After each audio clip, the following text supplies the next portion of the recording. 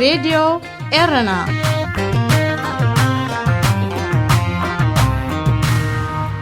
عزو سلامتنا تقبلوا أبستفل عليكم رعت عالم كوينكم نمدبات راديو إيرنا التكتاتلو زخبركم سمعتنا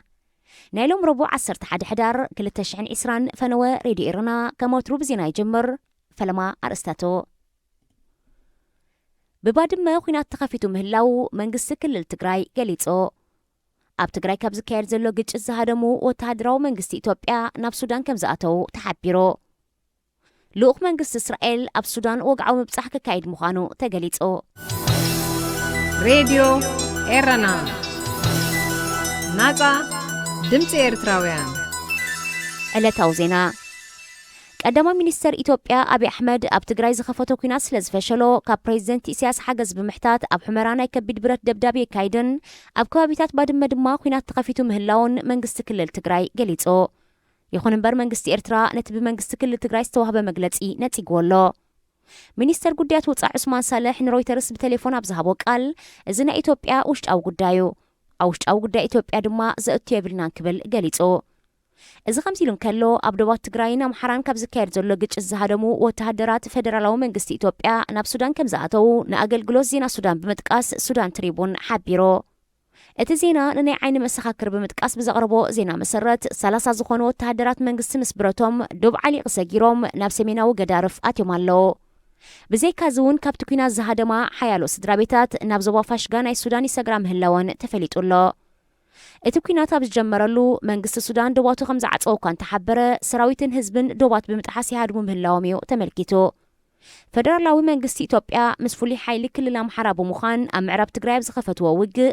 ኣብ ሰብን ንብረትን ከቢድ ዕንወት ይወርድ ከም ዘሎ ሓካይም ብዘይዶብ ኣመልኪቱ መንግስቲ ኢትዮጵያ ብወገኑ ኣብ ምዕራብ ትግራይ ኣብ ዘካይዶ ዘሎ ወፍሪ ንማዕርፎ ነፈርቲ ሕመራ ከም ዝተቆፃፀረን ዓሰርታት ፍሉይ ሓይሊ ትግራይ ከም ዝማረኸን ጠቂሱ كلاو منقس تقراي بوغانو أب إثيوبيا نام بتان زمرح حدقنيا كينات يكايد كم زلو بملكات نزات السلام تصوعي تقريبو منقس السودان زركبهم حيالو منقستات زواينن أهقراوينن ودباتن كلتي وغانات تقصيبو مقرات نابزة السلام كقربون زغربو زلوات تصوعيت منقس إثيوبيا زخون ملسي أي هابولون قدما مينستر أبي أحمد قبل نياتاتني مهدانن أب تقراي حدش منقستنا يمتكالن استجمرة وفرق ساب زودا زكايد زلو كينات كقصل مخانيو زقالت زلو لوخ إسرائيل أبز سومونزي ناب سودان وقعونا يسرح مبصحك كايد مخانو تقليتو اتن سنبت 15 حدار ناب كارتون كم ريح تثبيت زقبرو لزلو لوخ منقس إسرائيل قلتين هاجرات جميرون أبزلو ركبن عمدات دبلوماسن قال انزهلو زمدناتات مستملكته كميايتيو قلتين هاجرات أبنقدي حرشان قداي سدتنياتاتن بزملكت كتحابرا مخانن أقدمو كتكأس أنحيو إسرائيل سودانن أب إسران سلستن تكمتين بمونغونينت بريزيدنت أمريكا دونالد ترامب تاريخاو زمدنا مسريتن أمساي أدوما من محدار ترامب نسودان كاب مزقب شبرازم ولا هاجرات سريزوا إسرائيل سودانن زمسروت أزمدنا أبزواك إيح بحري حدش معرافيو سعود عربون أسرتنا قدما من إسرائيل زمدنا زمسرتا حبرات إمارات عرب بحرين سودانن كتسعب مخانا دبلوماسينياتات ينفتو لعلو السبب سلطان بريطانيا فرنسان أب قبطي مبصح فتيمهم بمنستر قديات وصاء فرنسا جون إيف لدريان زمراح لعلواي لوخ منقست فرنسا ناب قبطي مبصح كايدو ات منستر بشوعتن شمونتن حدار أب تهاجر بتصنحلو مس بريزيدنت عبد الفتاح السيسن كالو السبب سلطانن أب مونغو فرنسان قبطن بزعبا زلو كل مدايا وركبات بزملكت تحرمياتو بزعباتي أب مونغو فرنسان هاجرات سلامن استفترو قداي هايمانوت سلمنا بزملكتون زاتيو بزي كازي اتلقوخ أبزوا مأكلاي مبراق بفلاي دما أبلي بيابزلو معبالتات تمخاخيرو قبطين لعلواي لوخ فرنسا دحر مفناو بحلافس اللي بريطانيا نستمرحة لعلواي لوخ بريطانيا أنكدا حلافنايتي BMI شدشتز فلت سلي بريطانيا ريتشارد مور مس بريزيدنت قبطي عبد الفتاح السيسن حلافت تا قبطي جنرال عباس كمالن أبز قبرو ركب كلتي انهاجرات أب قدات تا شبران زي حقاو مسجار دك سباب زبل نتبي أتوكيروم أقدمون بمنستر حالتات مكلخال بريطانيا جيمس هيبي زمراح لأوخ أب قبطي باتحيو قبطن بريطانيا ناستات حدثون كايدوز صنحا حبراو لممد حيل بحري لومي 11 حدار كزاز ماين زخبركم سمعتنا زينا أبسفتي مولو راديو إيرنا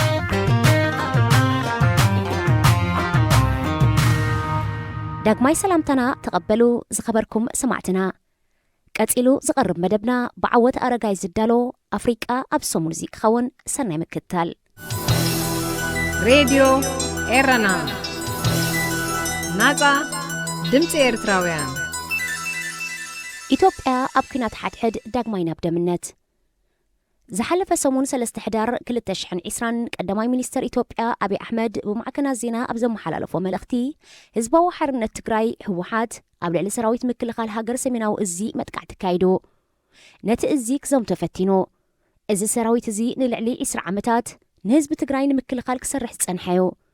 እንተኾነ ህወሓት ከም ናይ ባዕድን ከም ወራርን ኣብ ልዕሊ መጥቃዕ ተካይዱ ብምባል ብምግላጽ ኣብ መንጎ ሰራዊት ህወሓትን ሰራዊት ምክልኻልን ኩናት ከም ዝጀመረ ገሊጹ أبي أحمد بمقتصال منجستي ناي تجراي حزب خي جدا كعجز كم تصنحه حججن سراويت مكل خال بمأكلای ممرحون أقطعت مريحو هاجر كدحنت زاستواهي بو خمزلو جاليتو إذ مجلتي أمونجو فدرالاوي مأكلای منجستن أمونجو فدرالاوي منجست كل التجراين بوق عقينات كم استولع زتن بهنيرو أمونجو نمنجستي توب أزم رح زلو سلف بالتجنان نمنجستي كل التجراي زم حدر زلو هو حتن حيال وطرن زي مردان تفاتيرو بمتنحو كلتي وغانات ناب ግጭት ከምርሑ ከም ዝኽእሉ ብዝተፈላለዩ ወገናት ትንቢት ክወሃበሉ ጸኒሕዮ አቢ አሕመድ መግለጺ ቅድመ ወሃቡ አቀዲሙ ፕሬዝዳንት ክልል ትግራይ ደብረጽዮን ገብረ ሚካኤል ኣብ ቴሌቪዥን ቀሪቡ ኣብ ዝሃቦ መግለጺ ትግራይ ናይ ገዛእ ርእሳ መጻዕ ዕድላት ብገዛእ ርእሳ ክትውስን ብምውሳናን ምርጫ ብምክያዳን ብልጽግና ምስ ናይ ወጻእ ሓይሊ ማለት ምስ ኢሳያስ ኣፈወርቂ ብምትሕባር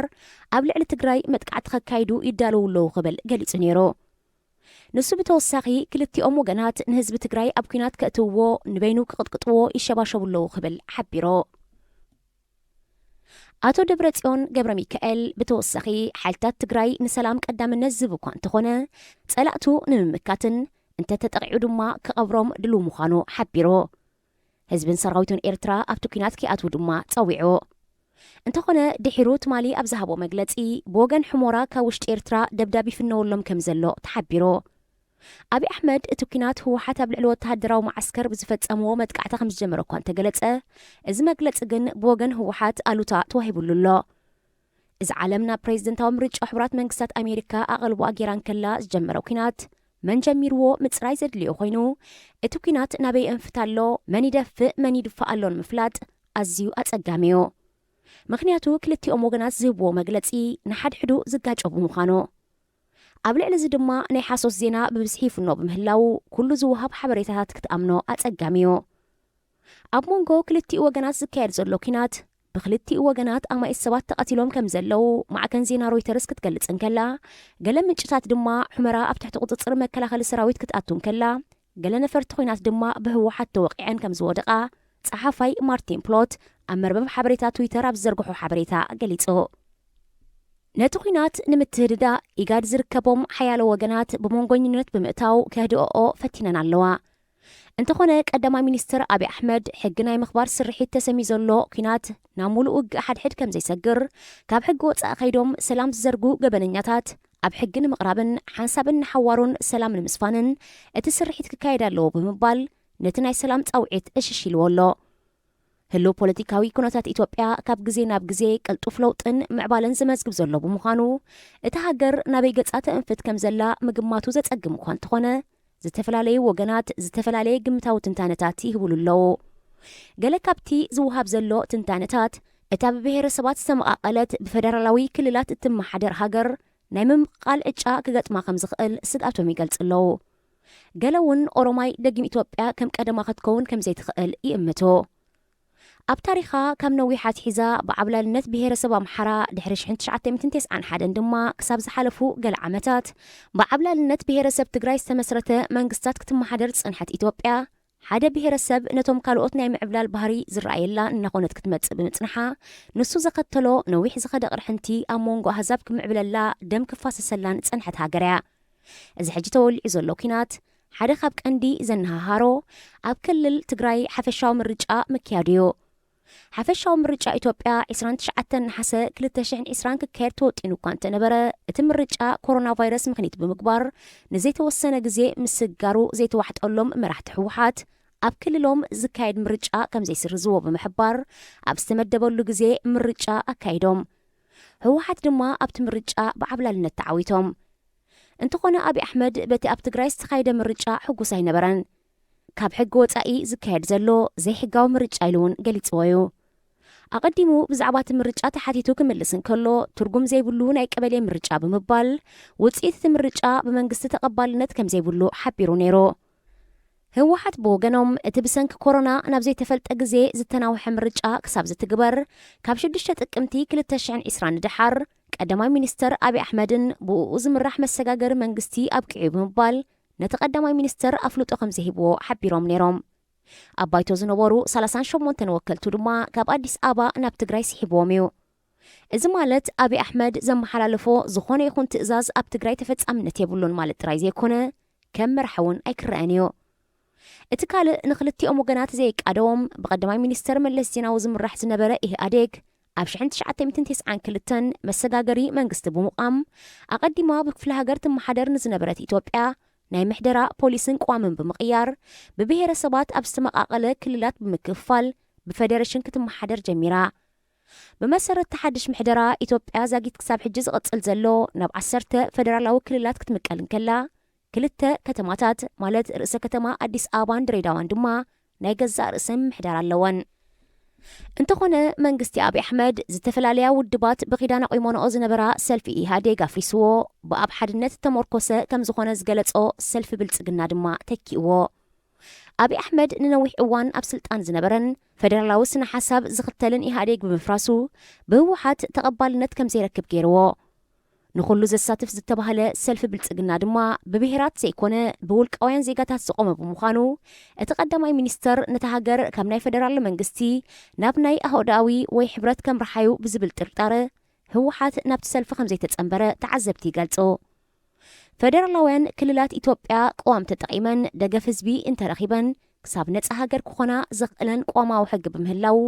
ብፍላይ ክልል ትግራይን ክልል ኦሮምያን ነቲ ናይ ኣብይ ኣሕመድ ኣህዳዊ ኣተሓሳስባ ከም ዘይቅበሎ እዩ ዝግለጽ ሬድዮ ኤረና ናጻ ድምፂ ኤርትራውያን ሕማቕን ጽቡቕን ናይ ማዕመር ቀዛፊ ንገዛእ ርእሱ ሓው ብምባል ዝጽውዕ ኮሎኔል ሙዓመር ቃዛፊ ብሓደ መስከረም 1969 ብዕልዋ መንግስቲ ስልጣን ካብ ዝሕዝ ክሳብ ብ20 ጥቅምቲ ብጥኢት ተወጊኡ ዝቕተል ኣብ ልቢ ደገፍቱ ዓሚቕ ፍቕርን ክብርን ዘሕድረ ኣብ ልቢ ጸላእቱ ድማ ዓሚቕ ጽልእን ቅድሕንትን ዘንገሰ ካብ መራሕትን ህዝብን ዓለም ድማ ብገለ ኣድናቖት ብገለ ድማ ብጽልኣት ዝርአ ዝነበረ መራሕዮ መራሒ ህዝባዊት ማሕበራዊት ዓረባዊት ሊብያ ነበር ሙዓመር ቃዛፊ ዝሓለፈ ወርሒ ተሻዓይ ዓመት ናይ ዝተቐትለሉ ዝኽሪ ብምንባሩ ዘይተረጋግአትን ኣብ ኩናት ሓድሕድ ትርከብን ከምኡውን ሓያሎ ሃገራት ዓለም ኢደና እቴናላ ዘለዋ ሊብያ ኣብ ግምት ብምእታው ብዝተፈላለየ ማዕከናት ዜና ዓለም ክዝከር ቀንዩ ገለ ካብቲ ብዛዕባኡ ዝተባህለ ድማ ከም ዝስዕብ እዩ ካብ ዝለብሶ ክዳውንቲ ትሒዝካ ዝወድዮ መነጽራት ከምኡውን ብደቂ ኣንስትዮ ጥራሕ ዝቆመ ኣባላት ጸጥታ ውልቃዊ ሓለውቱ ክሳብ ኣብ ሃገሩ ይኹን ካብ ሃገሩ ወጻኢ ሒዝዎ ዝጓዓዝ ናይ ቴንዳ ገዛ ሙዓመር ቃዛፊ ብኹለንትንኡ ፍሉይ መራሒ ነይሩ ኣብ ኣፍሪቃ ንዝተፈላለዩ ዕጡቓት ብፍላይ ድማ ንቓልሲ ጸለምቲ ደቡብ ኣፍሪቃውያን ደገፊ ብምንባሩ ካብ ፕሬዚደንቱ ኣፍሪቃ ነበር ኔልሰን ማንዴላን ካልኦት መራሕቲ ኣፍሪቃን ኣድናቖትን ሕቑፍን ክህብዎ እንከለዉ ብኣንጻሩ ጸረ ምዕራባውያን ናይ ወፃእ ፖሊሲ ይኽተል ብምንባሩ በተን ሃገራት ይጽላእን ከም ስግኣት ይርአን ነይሩ ፕሬዚደንት ሕቡራት መንግስታት ኣሜሪካ ነበር ሮናልድ ሬገን እውን ክሳብ ዕቡድ ከልቢ ማእከላይ ምብራቕ ክብል ይገልጾ ነይሩ ንገለ ሰውራውን ራእን ዘለዎ ጅግና ንገለ ድማ ውልቀ መላኽን ኣስራት ራዕድን ብምንባሩ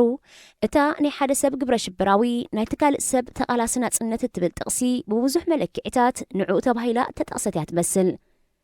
ኣብ 1942 ኣብ ጥቓሲርት ዝተባህለት ከተማ ካብ ድኻታት ሰበኽ ሳግማውያን በደዊን ዝተወልደ ሙዓመር ቃዛፊ ኣብ ግዜ ንእስነቱ መራሒ ፈረንሳ ፍራንሲስ ቻርለስ ደጎልን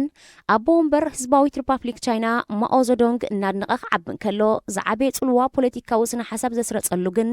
መራሒ ግብፂ ከማል ዓብደል ናስር ነይሩ ምኽንያቱ ፖለቲካዊ ስነ ሓሳብ ከማል ዓብደል ናስር ኣብ ሕብረት ዓረብ ዝኣመን ዓረባውነትን ሃገራውነትን ስምዒት ዝነበሮ ኩለን ሃገራት ዓረብ ተዋሃሂደን ሕቡራት ሃገራት ዓረብ ክምስርታ ኣለዎን ዝብል ራእይ ስለ ዝነበሮ ብዓብደል ናስር ዝተጸረወ ቃዛፊ ዝሓደሮ ዓረባዊት ሃገራውነት ንምድፋዕ ኣብ 1963 ኣብ ከተማ ቤንቃዚ ወተሃደር ኮይኑ ብምኽታብ ታዕሊም ጀሚሩ ኣብቲ ግዜቲ ሰራዊት ሊብያ ብብሪጣንያ ይዕለሙ ብምንባሮም በዚ መሰረት ድማ ቋንቋ እንግሊዝ ክምሃሩ ይግደዱ ስለ ዝነበሩ እሞ ከዓ ሃገሩ ሊብያ ኣቐዲማ ብብሪጣንያ ተገዚኣ ብምንባራ ንቋንቋ እንግሊዝ ይኹን ንምዕራባውያን ሃገራት ከም እምብራጦራውያን ዓመፅትን ክርአን ጀሚሩ ካብ ካልኣይ ኩናት ዓለም ገዛኢት ዝነበረት ኢጣልያ ብእንግሊዝ ተሳዒራ ካብ ሊብያ ድሕሪ ምውፃኣ እታ ሃገር ካብ 1951 ኣትሒዛ ብኢድሪስ ዝተባህለ ንጉስያ ትምራሕ ነይራ እንተኾነ መራሒ ካብ ነዳዲ ዝርከብ ዝነበረ ኣታዊ ናብ ውልቃዊ ጥቕሙ የውዕሎ ብምንባሩ ሊብያ ብድኽነት ተሓሚሳ ኣብ ልዕሊኡ መሪሕነት ንጉስ ኢድሪስ ኣብቲ ሃገራት ዓረብ ምስ እስራኤል ዝገበረኦ ኩናት ብዘይ ምስታፉ ብህዝቢ ተፈታውነት ኣይነበሮን ነዚ ዝተረድአ ኣብ ሰራዊት እናገልገለ ክሳብ ናይ ተለንት ማዕርግ ዝበፅሐ ቃዛፍ እውን ምስ ካልኦት ካድረታት ምስጢራዊ ምንቅስቓስ ብምጅማር ኣብ ልዕሊ እቲ ንጉስ ስጉምቲ ዝወስደሉ ግዜ ይፅበ ነይሩ ንጉስ ኢድሪስ ናብ ቱርክን ግሪኽን ምብፃሕ ክገብር ምስከደ ብሓደ መስከረም 1969 ብተለንተ መዓመር ቃዛፍን ካድረታት ቡፀቱን ዝምራሕ ጉጅለ እቲ ንጉስ ካብ ነዳዲ ዝርከብ ኣታዊ ናብ ጅቡእ ዘእቱ ብብልሽውና ዝተቋመጠ መራሕዩ ምስ ሃገራት ምዕራብ ብምምፅዳቕ ፀግዕናይ እስራኤል ዝሓዘይሎም ብምኽሳስ ኣብ ልዕሊኡ ወተሃደራዊ ዕልዋ ኣካሂዶም ድሕሪ እቲ ዕልዋ ሊብያ ብሰውራዊ ወተሃደራዊ ቆንስል ክትመሓደር ጀሚራ ቃዛፍ ድማ ማዕርጉ ካብ ተለንተ ናብ ኮሎኔል ብምድያብ መራሕቲ ቆንስል ኮይኑ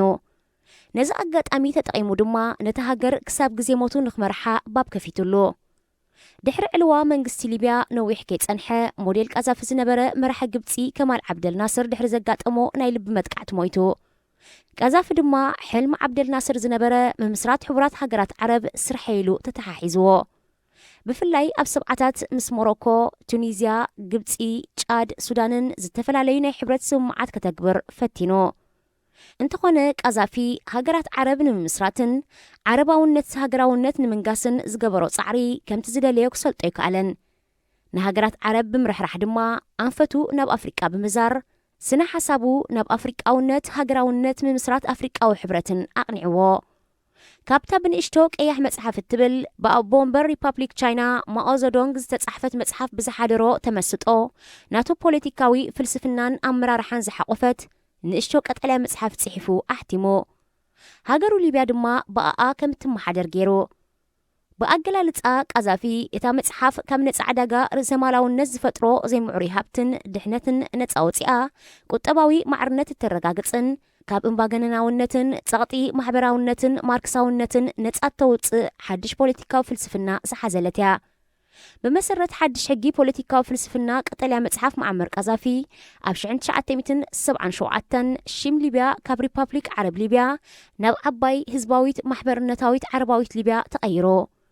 ብመሰረታ መጽሓፍ ብቐጥታ ዝተመርፁ 187 ወከልቲ ህዝቢ ነቲ ሃገር ከም መሓድርዋ እኳ እንተነበሮም ኩሉ ዝሓልፍ ውሳኔታት ብቃዛፊ ዝውሰን ብምንባሩ ግን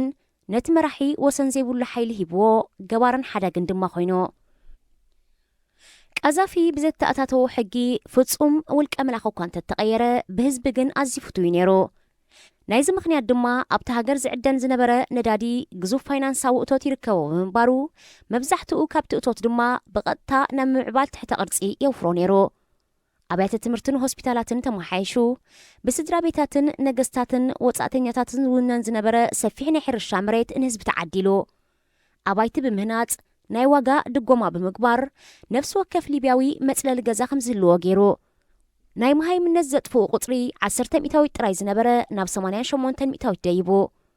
ቀረብ መግቢ ተረጋጊፁ ብሓፈሻ መነባብሮ ህዝቢ ተመሓይሹ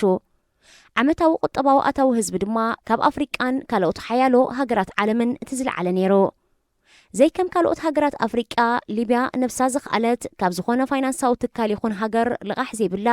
ካብ ምድረ በዳታት ብትቦታት ማይ ብምስሓብ ዝዓበየ ናይ መስኖ ሕርሻ ዝነበራ ሃገር ክትከውን ኣብ ርእሲ ምቅዓ ንኻልኦት ኣፍሪቃውን ኣብ ምምዕባልን ምምዋልን ትሕቲ ቅርፂ ክትተሓጋገዝ ጀሚራ ኣብ ዝተፈላለየ ንግዳዊ ንጥፈታት ዝውዕል 15 ቢልዮን ዶላር ኣብ ኣህጉር ኣፍሪቃ ኣውፊራ ካብ ዓረባውነት ናብ ኣፍሪቃውነት ዝቐንዐ ቃዛፊ ብተወሳኺ ሓደ ባጤራ ሰራዊትን ፓስፖርትን ዘለዋ ሕብርቲ ኣፍሪቃ ክትምስረት ናብ ኣፍሪቃውያን መራሕቲ ፃውዒት ትገብር ጀሚሩ መዓመር ቃዛፊ ኣብ መፋረቕ 1990ታት ብስም ብውድብ ሓድነት ኣፍሪቃ ዝጓዓዝ ዝነበረ ውድብ ምምሕያሽ ክግበረሉን ኣፍሪቃ ክትሓብርን ድሕሪ ዝገበሮ ሓድሽ ጎስጓስ መስከረም 1999 መራሕቲ ሃገራት ኣፍሪቃ ሕብረት ኣፍሪቃ ንምስራት ኣብ ከተማ ሲርት ሊብያ ትውልድ ዓዲ ቀዛፊ ክፍርሙ ከለው እቲ ውድብ ስሙ ብወግዒ ናብ ሕብረት ኣፍሪቃ ብምልዋጥ ኣብ ጉንበት 2001 ዳግማይ ላዕለዋይ ቤት ጽሕፈቱ ኣብ ኣዲስ ኣበባ ኢትዮጵያ ከፊቱ ስርሑ ብወግዒ ጀሚሩ ቀዛፊ ብተወሳኺ ኣፍሪቃ ካብ ጸቕቲ ካልኦት ሃገራት ሓራ ብምውፃእ ናታ ናይ ልቓሕ ወፍርን መቆጻጸርን ማእከላይ ባንክ ክህልዋ ጸዊዑ ናይ ሓያሎ ድኻታት ኣባላት ሃገራት ናይ ሕብረት ኣፍሪቃ ክፍሊት ድማ ሃገሮ ከም ተዓጽዎ ገይሩ ሓያሎ መራሕቲ ሃገራት ኣፍሪቃውን ማዕመር ቀዛፊ ዘርእዮ ብዝነበረ ህንጥዩነትን ናይ ዓብላልነት ስነ ልቦናን ናይ ምግባት ዕላማ ኣለዎ ብዝብል ክጠራጠሩ ጀሚሮም ቀዛፊ ኣቐዲሙ ምስ ጫድን ግብፅን ብዝተፈላለዩ ምኽንያታት ሓጸርቲ ግጭታት ኣካይዱ ነይሩ ኣብ ጫድ ድሒሮም ናብ ዳርፉር ዝለሓሙ ዕጡቓት ጃንጃዊድ ክምውል እንከሎ ሓድሕዳዊ ግጭት ክለዓዓል ምሕጋዙ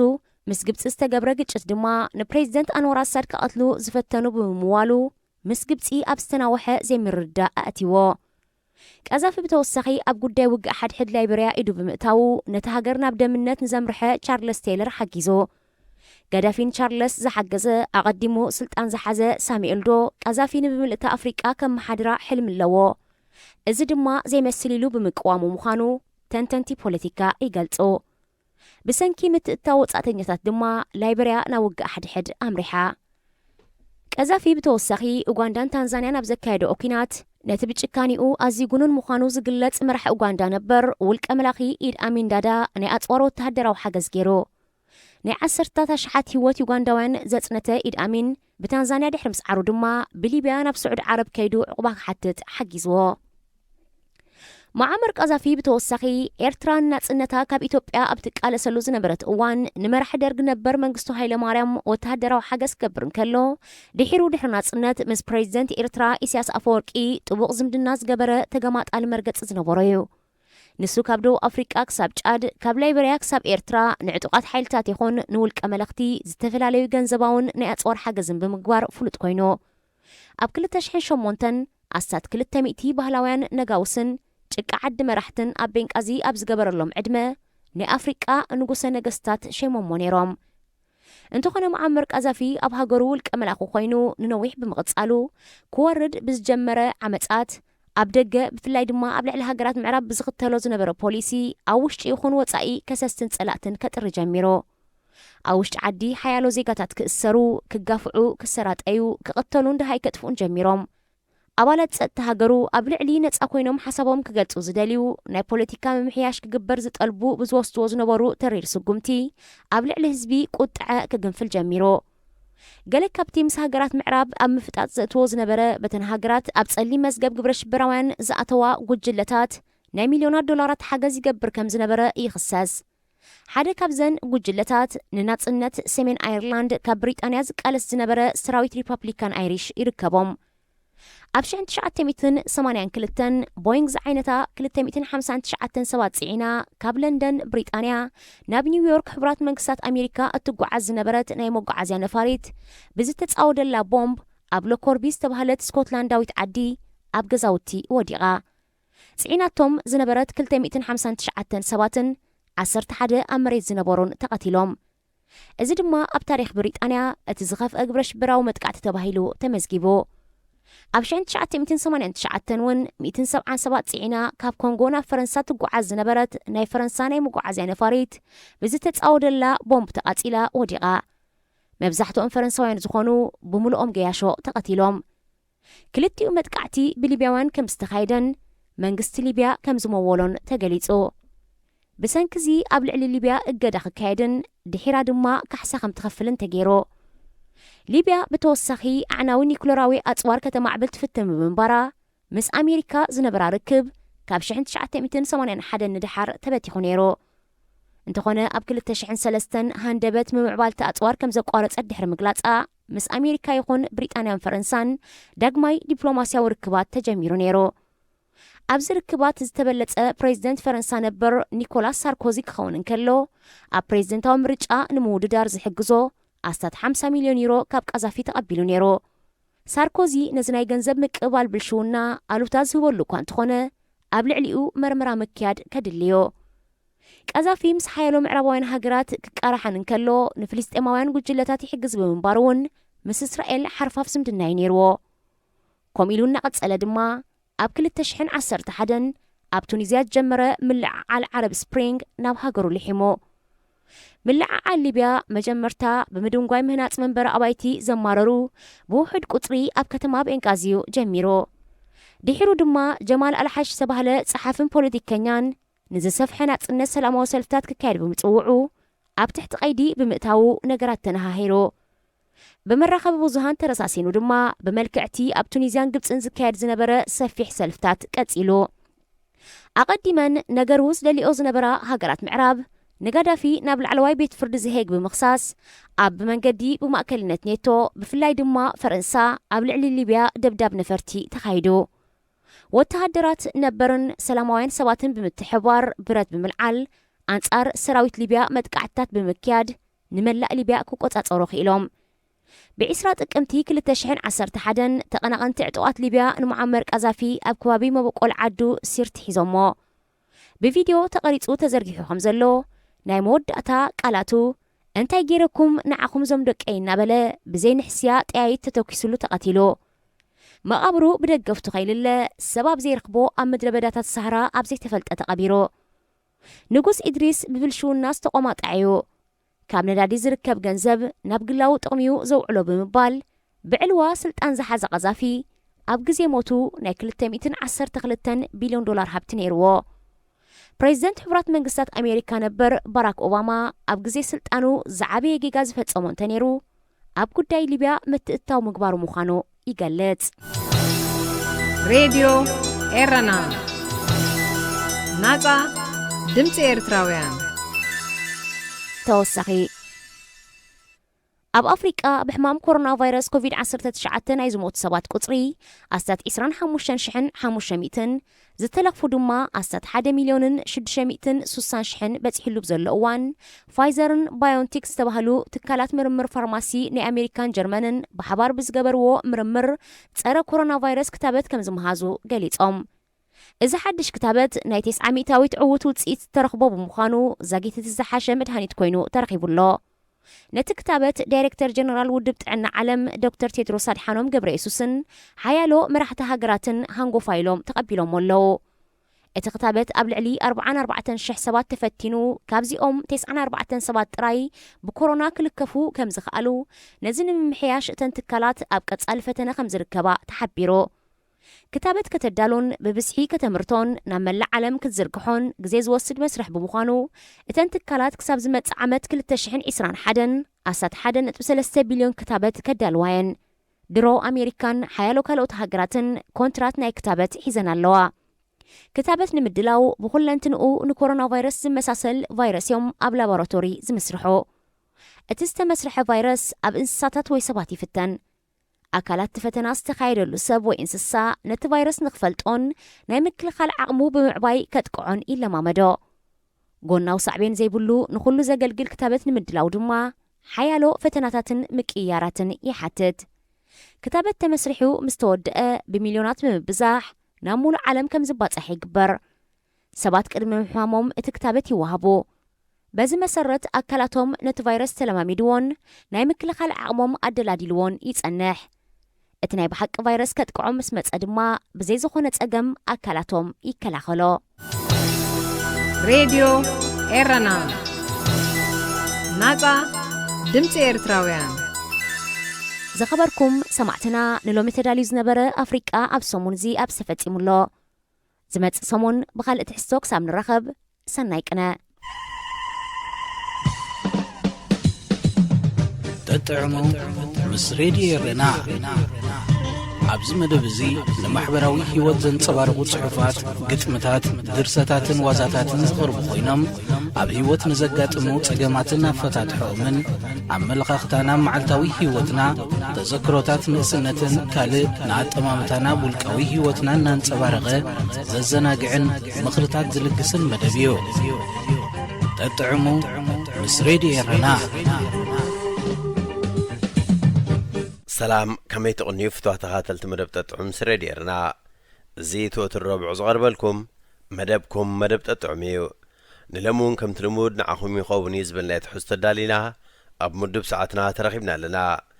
ክሳብ ፍጻሜ መደብና ምሳና ሓቢርኩም ብኽብሪ ክጸንሑ ዝዕድመኩም ኣዳላውን ኣቕራብን መደብ ተስፊት ዮሃንስ ሰናይ ምክትታል ሬድዮ ኤረና ናጻ ድምፂ ኤርትራውያን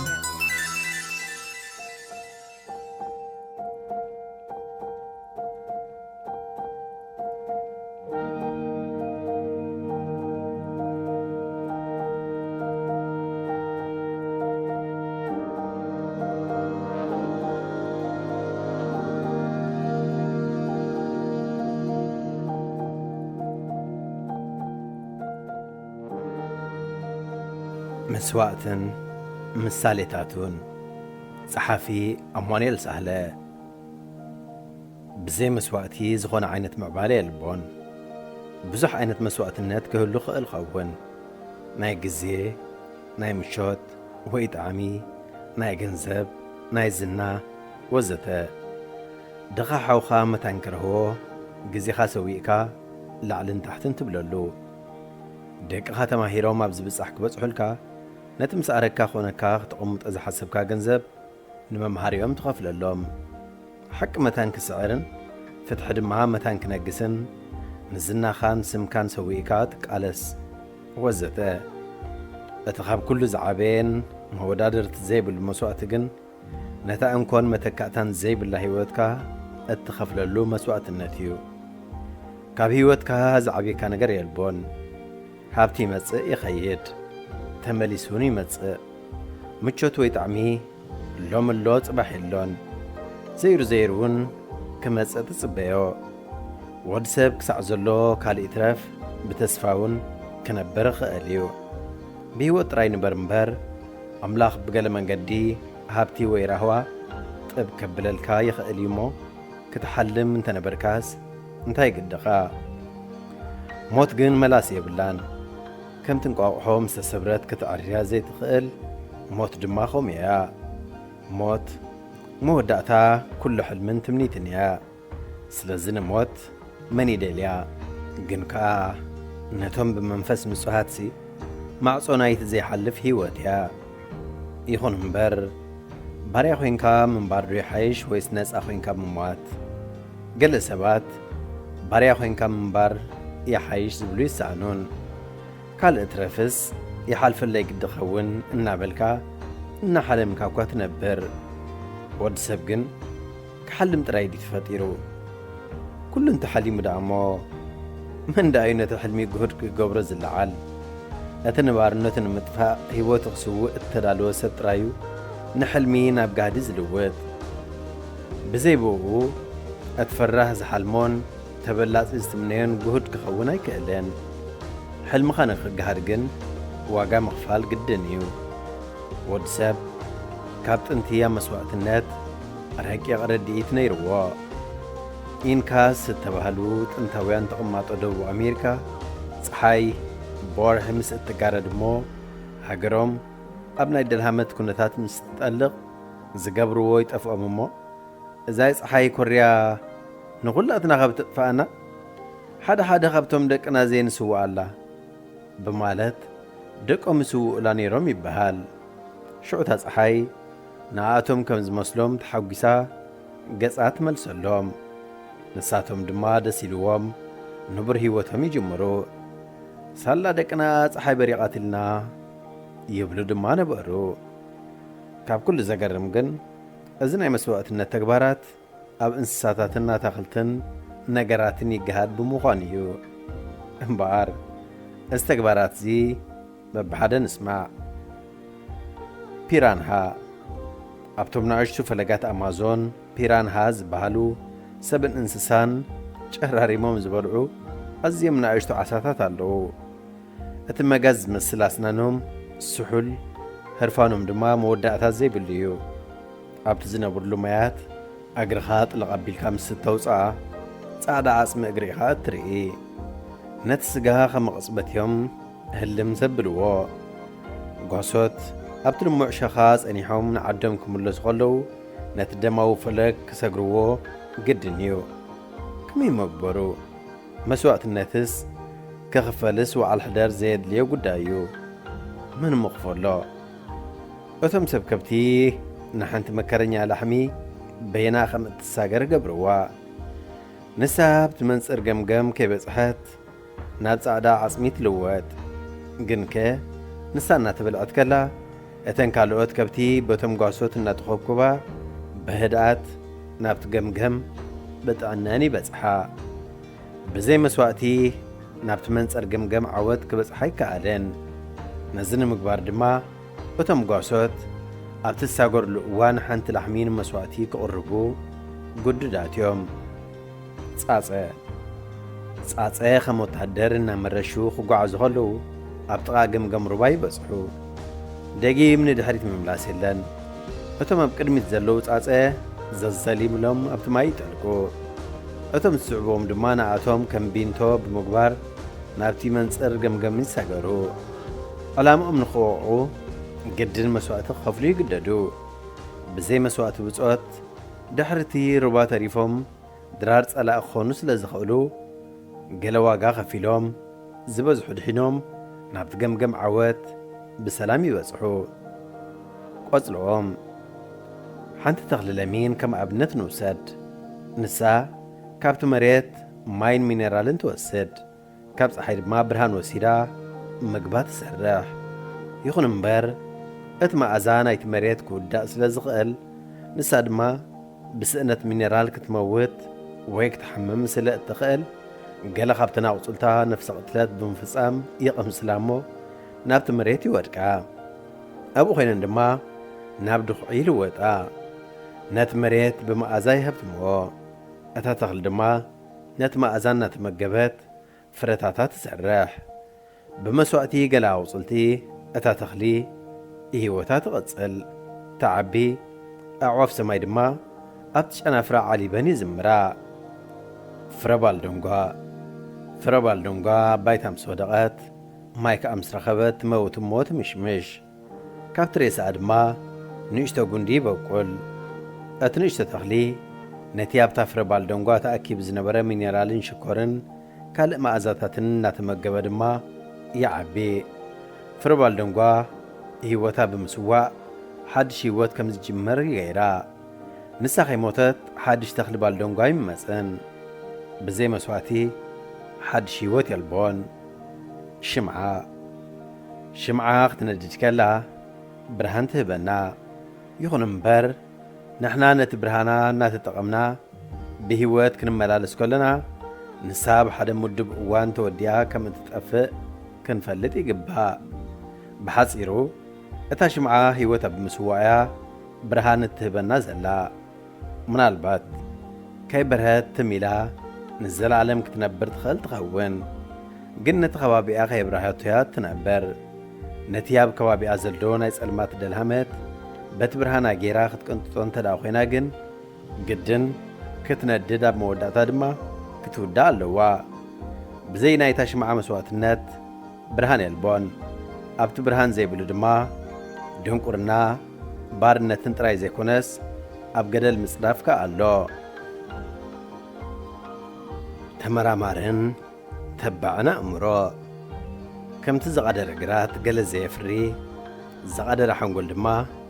قلا يفرن زقدر قرات نويح مصنح صهياين أتمانن حماوت تمنن عن قربيتن يفري نويح زقدر حنقول دما زنبوع تحساسبان كأنان سنة موقوتن ماريتن أوغل أمنتن تنقلنان فرحن فتصم دنقلنان يفتر أبز عالمنا سلطانين أخمص قدم قدادم ماريتن أقول أمنتن كتفنا برا سهلا قري خوانيو أتا أنصار زنبوع التحساسبان ماريتن زمكة خوينات كجمر زغالا دحر نويحين مريرنك ألسدما ساينسن سنة مقوتن أبلع الزنبوع التحساسبان ماريتن أقول أمنتن تعويتو نازين ريون نمكورن زلنا محبراون تكنولوجياون سلطانة كم سألنا خاخ إيلو عالم ويونيفرس تميلو تسرح أكالا يكونن مالت تنوعو سرح حايلي مودعتا زيبلون كم بصحة زين خيرن فتسومن بسنا موقوت التدكونة أأمرن مستوعال حزيو سريحيوو ويدما فتيروو نوعو دما أملاخ ወይ ፈጣሪ ኢልና ንሰምዮን ወይ ንጽውዖ እትን ዓለም ክልውጣን ነዚ ኩሉ ሕጂ እንጥቀመሉ ዘለና መሰላጥያታትን ኣብ ሕማምና ዝሕግዘና ዘሎ ኣፋውስን ብልሃትን ካልእ ሁሉን ህይወትና ምቾት ዝህብን ዘሎ ምህዞታትን ብተኸማሪ ታግሊሱ በስነ መጎታውን ሳይንሳውን መንገዲ ክሓስብ ዝኽኣለ ኣእምሮ ወዲ ሰብ ይመጽኡ ንኣእምሮ ወዲ ሰብ ዝሃንደሰን ዝደኮነን ከዓ ኣምላኽ እዩ እምበኣር ንኣእምሮና ኣምላኽ ካብ ፈጠሮ እቲ ኣብ ስነ መጎታውን ሳይንሳውን እተመርኮሰ ተሓሳስባና ናይቲ ዝፈጠረና ተሓሳስባ ነጸብራቕ እንተ ደኣ ዘይኮይኑ ከቢድ ኣምፂና ይኽንብል ኢና ፈጣሪ ንሰብ ካብቲ ምስትውዓሉን ጥበቡን ዓዲልዎ ከመይሲ ከም ምስሉም ባህርያቱን ገይሩ ይፈጢርዎ ካብቲ ናቱ ናይ ስነ መጎት መንፈስን ሓይልን ድማ ካፊልዎ ስለዚ ወዲ ሰብ ንፍጥረት ክብድሃን ክመልካን ክገዝኣን እንተ ደኣ ኮይኑ ነቲ ኣምላኽ ዝዓደሎ ኣእምርኡ ብፋሉላውን ዕውርን መንገዲ ዘይኮነስ ብሳይንሳዊ መንገድን ብስሩዕን ኣገባብ ክመርሖ ግድን እዩ ቀደም ዘመን ወዲ ሰብ ከባብ ስነ መጎት ከምኡውን ካብቲ ተዓዚብካን ተመራሚርካን ዝካየድ ናይ ፍልጠት ጉዕዞ ዝያዳ ኣብ ኮንቱ እምነትን ማሬትን ተመርኪሱ ህይወቱ ክመርሕ ከሎ ተፈጥሮ ትገዝኦን ተሰንብዶን ተርዑዶን ቃሕ ከም ዝበላ ትገብሮን ተሽኮንድረሉን ከም ዝነበረት ይዝከር ምዛሕምም መናፍስቲ እዮም ሒዞምኒ ይብል ማሕበራዊ ወይ ፊናንሳዊ ጸገም ዘጓንፎ ከዋኽብቲ እዮም ተጻቢኦምኒ ይብል ምዝደኪ ወይ ኣብ ዕዳም ዝኣቱ ኣማልኽቲ እዮም ቀኒኦምለይ ይብል ግራቱም ዝሓርር ወይ ብዝናብ ምስ ዝበላሾ ንሞሎኽ ስምህቡብ ጥንታዊ ጣዖት ጸሊም ብዕራይ ዘይሓርደሉ ነበርኩ ብምባል የስተማስል በዓልቲ ቤቱ ምውላድ ምስ እትኣብ ድማ ቆጽለ መጽለ ኣራርዩን ኣብሊዑን ኣብ ዘይሕማማ የብጽሓ ነበረ ንምንታይ ብኸመይ እናበልካ ምጥርጣርን ምምርማርን ምዕዛብን ህየሳዊ ኣመለኻኽታ ምኽታልን ንኣማልኽቲ ከም ምድፋር ገይሩ ይወስዶ ስለ ዝነበረ ከይተመራመረ ግዚኡ ሕሊፍዎ እቲ ማሪትን ፍርህን ከም ዝናበ ክጓዓዝ ከሎ እቶም ናይቲ ግዜቲ ምሁራን እናባሃልቲ ድማ ዓለም ጸፋሕ ከም ሰተታ ከም ዝኾነት ፀሓይ ንመሬት ከም እትዞራ ከዋኽብቲ ካብ መሬት ከም ዝንእሱ ሰብ ብሓንጎሉ ዘይኮነ ብልቡ ከም ዝሓስብ ሓንጎሉ ግን መጻረይ ደም ከም ዝኾነ ቁንጭን ቁማልን ካልኦት ደቀቕቲ ሓሳኹን ካብ ባዶ ከም ዝፈጠሩ ሓዊ ነብሱ ዝኽኣለ ባይታ ወይ ኢለመንት ምዃኑ ሕማም ድማ ብምብዛሕን ምጉዳልን ናይቲ ኣብ ኣካላትና ዝርከብ ሓሞት ወይ ደም ወይ ድማ ማይ ከም ዝኾነ ገይሮም ይሓስቡን ይፈላሰፉን ንሰብ ይጋግዩን ነበሩ ካብዚ ኣተሓሳስባ ውፅኡ ክገልጽ ወይ ክምድር እንተተረኽበ ከም መታለልን መናፍቕን ተቖፂሩ ይስጎግን ይእሰርን ነበረ እንታይ እዩ ግን ንወዲ ሰብ ስነ መጎታዊ ወይ ሳይንሳዊ መንገዲ ከይሓስብ ወይ ከይመራመር ዘፍርሆ ዝነበረ ነዚ ንምምላሽ ናብቲ ጥንታዊ እምነት ተመሊስና ምርኣይ ከድልየና እዩ ብጥንቲ ወዲ ሰብ ንኹሉ ኣብ ዓለምን ኣብ ነብሱን ዝኽሰት ፍጻሜታት ወይ ኩነታት በቶም ብፍርሒ ዘምልኾም ዝነበረ መናፍስቲ ይምደብን ይፍጸምን ከም ዝነበረን ንኣታቶም ብምጥምባርን ብምምላድን ድማ ካብቲ ኣሉታዊ ጽልዋታት ናይቲ ፍጻሜታት ክድሕን ወይ ክርሕቕ ይኽእል ከም ዝነበረ ይኣምን ነበረ ከም ዝበለ ተሓሳስባ ንወዲ ሰብ ብናይ ገዛእ ርእሱ ሓሳባትን ትንተናን ከይከይድ ዓገቶ ቀደም ዝከረኒ ንኣቦና ወይ ንኣዴና ክምልሽዎ ዘይክእሉ ኣብ ፍልስፍና ተመርኮሶ ሕቶ ነቕርበሎም እሞ እንተ ቖልዓ መዓት ከይተውርደልና እንታይ ዓይነት ሕቶ እዩ እዙ ኣምላኽ ኣይትፈርድ እንዲኻ ዝብል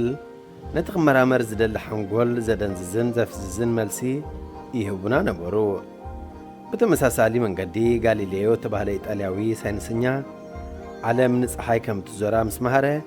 እቲ ቤተ ክህነት ነቲ ናይ ጋሊሌዮ ሓሳባት ንፈጣሪ ኸይሰንብዶ እሞ መዓት ከየውርዶ ብማለት ንጋሊሌዮ ነቲ ዝበሎ ኩሉ ክሕዶ ብማለት ኣፈራርህዎ ድሕሪ 500 ዓመት ግን እቲ ቤተ ክህነት ከም እተጋገየ ተገንዚቡስ የቕሬታ ሓቲቱ ይበሃል ንጋሊሌዮ ድማ ከም ሓደ ካብቶም ዓበይቲ ሊቃውንቲ ዓለም ተቐቢልዎ ሓቂ ብእግራን ተቕብርከያ ብርእሳ ትወፅእ እተባህለ ንስነ መጎት እውን ይምልከት እዩ ብዘይ ሳይነስ ወይ ስነ መጎት ወይ ህየሳዊ ትዕዝብቲ ኣእምሮ ወዲ ሰብ ክምዕብል ኣይክእለን እዚ ኩሉ ኣብ ዙርያና ንሪኦ ዘለና ማሕበራውን ቴክኖሎጂያውን ስልጣነ ካብቲ ብፍርህን ብማሪትን ከንቱ እምነትን ዘዕለቕለቕ ኣእምሮ ወዲ ሰብ ኣይኮነን ነቒሉ ወዲ ሰብ ከምዚ ትሕተት ከምዚ ትዛረብ ክበሃል ከሎ እሺ እናበለ ትሚሉ ህይወቱ ሕሊፍዎ ነይሩ እንተዝኸውን በዓል ሶቅራጦስ ፕላቶ ኣሪስቶትል ጋሊሌዮ ኮፐርኒካስ ኣይዛክ ኒውተን እቲ ፔንሲሊን ዝመሃዘ ኣሌክሳንደር ፍሌሚንግ ኣንሽታይን ዝተባህሉ ንዓለምና ብሳይንሳዊ መንገዲ ዝለወጡ ዓበይቲ መምህራን ገሊኦም ዝጠፈሹ ነጋዶ ገሊኦም ዝጠፈሹ ጸበረብቲ ገሊኦም ሓረጥቲ ገሊኦም እውን መን ይፈልጥ ጓሓላሉ ኮይኖም ካብዚ ዓለም መሓለፉ ነይሮም ንሕና ድማ ምስ መናፍስትን ጠንቆልትን ከንቱ እምነትን ምስ እምነትን ሕማምን ውግእን ወረውግእን እናተዛንና ህይወትና መሕለፍና ነይርና ኣብዚ ዓለምና ሳይንሰኛታት ንኽገሃዱ ክንደይ ጸገሚ ተረኺቡ መስለኩም ሳይንሳውያን ነዚ ዓለም ብምቁፅጻር በቲ መንገዶም ክትከይድ ብምድላይን ነቲ ጸልማት ዘመን ተባሂሉ ዝፍለጥ መዋእል ክገሃድን ተመሊሱ ክመጽእ ከም ዝጸዓሩን ኩሉ ሰብ ታሪኽ ይፈልጦ እዩ ኣብኡ ኮይኖም ድማ ከም ድለዮም ሓንቢጦም ንዓለም ድማ ንቕድሚት ከይትግስግስ ዓጊቶምዋ እቲ ብበዓል ሶቅራጦስን ካልኦት ግሪኻውያን ተመራመርቲ ተዋሂቡ ዝነበረ ትምህርቲ ግን ገዚኡ ምስ ኣኸለ ነቲ ጸልማት መዋእል ብምቕንጣጥ ብፍላይ ኣብ ኤውሮጳ ነቲ ሬኔሳንስ ወይ ድማ ዳግማይ ትንሣኤ ስልጣነ ተባሂሉ ዝፍለጥ ናይ ብርሃን መዋእል ከም ዝኽሰት ገይሩ ማሪታውያንን ኣጉል ኣመንትን ድማ ከም ተንፀሓይ ምስ በርቐ ህልም ዝብላ ጨራሩ ለይቲ ህልም ኢሎም ግንካ ክዳን ረጋቢትን ክዳን ንስርን ኣሙራን ክዳን ባሬቶን ተኸዲኖም ጸጽህኒሖም ቅልቅልቅልቅል ካብ ምባል ኣይቋረጹን ሓደ ግዜ እውን ክዳን ሃይማኖት ተኸዲኖም ናብዝን ናብትን ይብሉ እዮም ንኣብነት ኣብ 19 ክፍለ ዘመን ገለ ኤውሮጳውያን ሊቃውንቲ ሕማም በቶም ብዓይኒ ክረኣዩ ዘይክእሉ ጀርምስ እዩ ዝለዓል ኢሎም ምስ መሃሩ ገለ ኣብ መናፍሲ ተመርኪሶም ናይ ድራር ዕለቶም ዝምርሩ ዝነበሩ ሓካይም ደስ ኣይበሎምን ግንከ እቲ ግዜቲ ነቲ ናይ ለይቲ ኣዕዋፍ ዘይምችእ ዘመን ብምንባሩ እቶም ቀጠፍቲ ሓካይም እውን ነዚ ነገር እዚ ግርም ገይሮም ተገንዚቦሞ ስለ ዝነበሩ ነገር ከየምፅኡ ከለዉ ትም ክብሉ መሪፆም ሳይነስን ስነ መጎታዊ ኣተሓሳስባ ህየሳዊ ትዕዝብትን ተሪራተናትናን ድማ ግስጋሲኡ ቐጺሉ ንዓለም ድማ ለዊጥዋ ካብ ኩሉ ዘገርም ግን እቶም ንማሪትን ከንቱ ዕውር እምነትን ከም እንኮ መንገዲ ገይሮም ዝወስድዎ ሰባት ነቲ ሳይንስ ዘፍረየሎም እተፈላለየ ምህዞታት ዘዘሊሎም ክጥቀምሉ ከለዉ ምርኣይ እዩ ፈረህን ማሪታውን ኣእምሮኦም ዘየፍረዮ ምህዞታት ይጥቀሙ እሞ ንሳይንስ ድማ ተሓቢኦም ይሓሚዎ ዝኾነ ኮይኑ ዘይተርፈካ ጋሻ ሰጥቢቕካ ሰዓሞይ እሞ እንታይ ዘይገበሩ ጸሓፊ ኣሞኔል ሳለ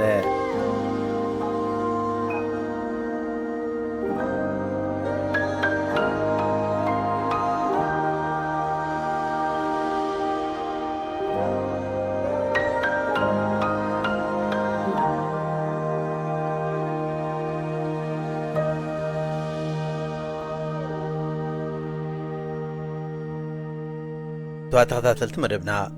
ብዘቕድምና ልኩም ትሕዝቶ ዓጊብኩም ተዛኒኹም ክትኮኑ ተስፋ እናገበርና ናይ ሎም ትሕዝቶና ኣብዛዚምና ኣለና ኣብ መደብና ዘለኩም ርእይቶ ይኹን ነቐፌታ ወይ እውን ክቐርበልኩም ትደልይዎ ጽሑፋት ምስ ዘሉ በትልሙድ ኣድራሻና ናብ ሬድዮ ኤረና @gmail.com ወይ ሬድዮ ኤረና @yahoo.com ኢልኩም ለኣኹልና ክበጽሓና እዩ ብተወሳኺ እውን ኣብ ፌስቡክ ተስፊት ዮሃንስ ብምባል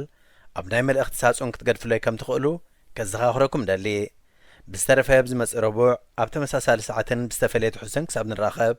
ጠጥዕሙ ጠጥዕሙ ምስ ሬድዮ ኤረና ኣብዚ መደብ እዚ ንማሕበራዊ ህይወት ዘንጸባርቑ ጽሑፋት ግጥምታት ድርሰታትን ዋዛታትን ዝቐርቡ ኮይኖም ኣብ ህይወት ንዘጋጥሙ ጸገማትን ኣፈታትሖምን ኣመለኻኽታና መዓልታዊ ህይወትና ተዘክሮታት ንእስነትን ካልእ ንኣጠማምታና ውልቃዊ ህይወትና እናንጸባረቐ ዘዘናግዕን ምኽርታት ዝልግስን መደብ እዩ ጠጥዕሙ ምስ ሬድዮ ኤረና ዝኸበርኩም ሰማዕትና ነዚ ሰዓዚ ተዳልዩ ዝነበረ ሓፈሻዊ መደባትና ኣብዝ ፈጺምና ኣለና ሬድዮ ኤረና